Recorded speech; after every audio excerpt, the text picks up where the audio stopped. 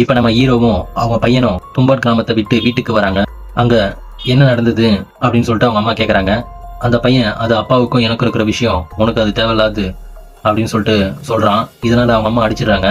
Hero அவங்க நண்பர்கிட்ட பேசிக்கின்னு இருக்கிறாரு. அப்ப ஒருத்தன் இந்தியாவுக்கு சுதந்திரம் கிடைச்சிடுச்சு அப்படின்னு சொல்றான். அதுக்கு அவரு இனிமே உங்களுக்கு வேலை இருக்காதுன்னு கிண்டல் அடிக்கிறாரு. அப்ப ஒருத்தன் உங்களோட தும்பாடு கிராமத்தை அரசாங்கம் எடுத்துக்கிட்டாங்க அப்படின்னு சொல்றான். ஹீரோ எந்த அரசாங்கம் கேக்குறாரு. இந்திய அரசாங்கம் சொல்றான். என் வீட்டை மட்டும் கொடுக்க சொல்லுன்னு சொல்லிட்டு சொல்றாரு.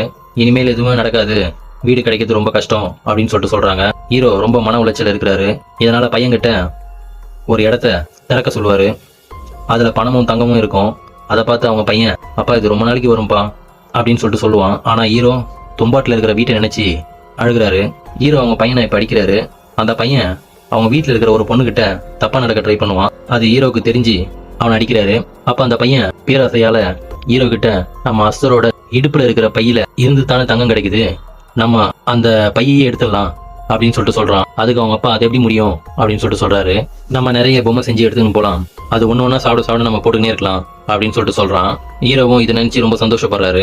இப்ப மாவு அரைச்சி எடுத்துக்கின்னு தும்பாடு கிராமத்துக்கு போறாங்க. பொம்மை செஞ்சுக்கின்னு குழிக்குள்ள இறங்குறாங்க. பையன் சுத்தி ஒரு மந்திர வட்டம் வரைகிறான்.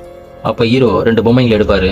அப்ப அஸ்தர் வருவான். 2 பொம்மையை வச்சிருந்ததுனால 2 அஸ்தரா மாறுறான். இப்ப எல்லா பொம்மையும் அவன் பையன் கீழே கொட்டுறான். அதனால அங்க ஏகப்பட்ட அஸ்தர் வந்துடுறான். இதனால ஹீரோ அவர் உடம்புல கட்டிக்கிறாரு. அவங்க பையன் வேணாம்பா அப்படின்னு சொல்றான். ஆனா அவரு உடம்புல கட்டின்னு மேல போயிடுறாரு. அஸ்திரம் அவர் பின்னாடியே போகுது. எல்லா அஸ்திரம் சாம்பல் ஆகுதுங்க. ஹீரோவை கடிச்சதால அவரும் மரணம் இல்லா பாபம் வந்தது. இது எல்லாமே அவங்க பையனோட பேராசையால் நடந்ததுன்னு நினைச்சு ரொம்ப கவலைப்படுறான். கிராமத்தை விட்டே போயிடுறான் அவன்.